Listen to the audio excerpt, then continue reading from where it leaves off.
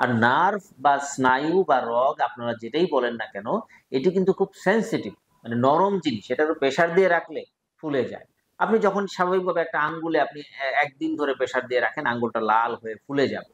ঠিক একই রকম নার্ভে যদি আপনি এরকম দীর্ঘ সময় প্রেসার দিয়ে, মাসেলের প্রেসার দিয়ে রাখেন, তখন এটি কি হয়, ফুলে যায়। এবং তখন এটা থেকে একটা স্টিমুলেশন হয় এবং ইনফ্লামেটরি মেডিয়েটরস রিলিজ করে, এবং যে কারণে কিন্তু আপনি ব্যথা অনুভব করেন।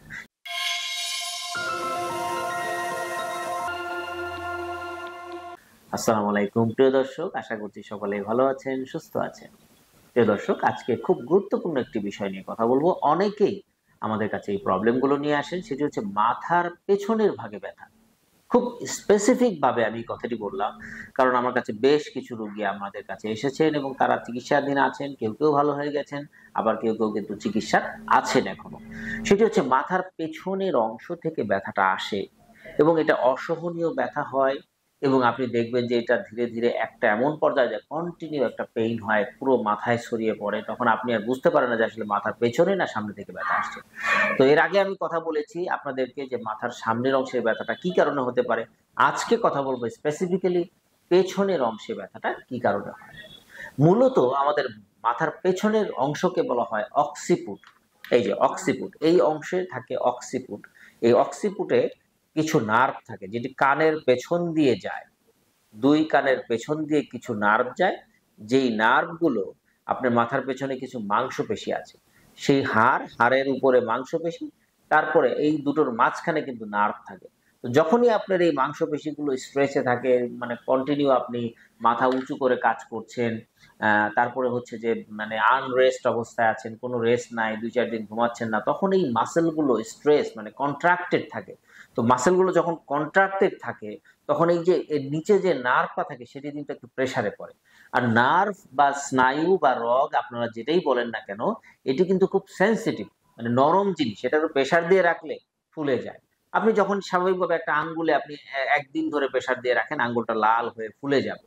ঠিক একই রকম নার্ভে যদি আপনি এরকম দীর্ঘ সময় প্রেসার দিয়ে, মাসেলের প্রেসার দিয়ে রাখেন, তখন এটি কি হয়, ফুলে যায়। এবং তখন এটা থেকে একটা স্টিমুলেশন হয় এবং ইনফ্লামেটরি মেডিয়েটরস রিলিজ করে, এবং যে কারণে কিন্তু আপনি ব্যথা অনুভব করেন। এবং এটি প্রথম দিকে খুব হালকা থাকলেও পরে তীব্র আকারের ব্যথা অনুভব হয়। এটার জন্য আমরা যেটা করি, আমাদের যে প্রাথমিক চিকিৎসাগুলো মেইনলি মাসেলটাকে রিল্যাক্স করে দিলাম, নার্ভটা ফ্রি হয়ে গেল, এবং কিছু হালকা ব্যথানাশক ওষুধ আমরা দেই কিছুদিন, যেন ব্যথাটা কমে আসে। তারপরে স্বাভাবিক ওষুধ দিয়ে দীর্ঘমেয়াদী চিকিৎসা করি। এটি প্রাথমিক এবং কনজারভেটিভ চিকিৎসা। তবে এখানে কিছু ইন্টারভেনশন চিকিৎসা রয়েছে, সেটি আমি আপনাদেরকে উল্লেখ করছি। স্পেসিফিক্যালি আমরা যদি ওই যে মেশিন দিয়ে বা আল্ট্রাসাউন্ড গাইডেড এই যে অক্সিপিটাল নার্ভকে ব্লক করতে পারি, স্পেসিফিক্যালি যেই পাশে ব্যথা সেই পাশে অথবা দুই পাশেই আমরা ব্লক করতে, মাথার পেছনের দিকে যে নার্ভগুলো থাকে এগুলো ব্লক করে দিলে ব্যথাটা তাৎক্ষণিক চলে যায়। এবং পরবর্তীতে কিন্তু ব্যথার ব্লকের সাথে আমরা কিছু স্টেরয়েড জাতীয় ওষুধ ইউজ করি, যাতে নার্ভের ফোলাটা কমে যায় এবং দীর্ঘমেয়াদী আপনারা কিন্তু ভালো থাকতে পারেন। তবে প্রিয় দর্শক, একটা কথা মনে রাখবেন যে এই চিকিৎসাগুলো কিন্তু প্রত্যেকটা ধাপে চিকিৎসাগুলো একটু ডিফারেন্ট হয়।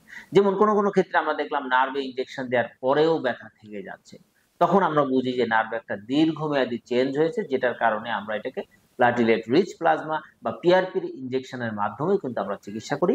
এতে দীর্ঘমেয়াদী ভালো থাকা যায়।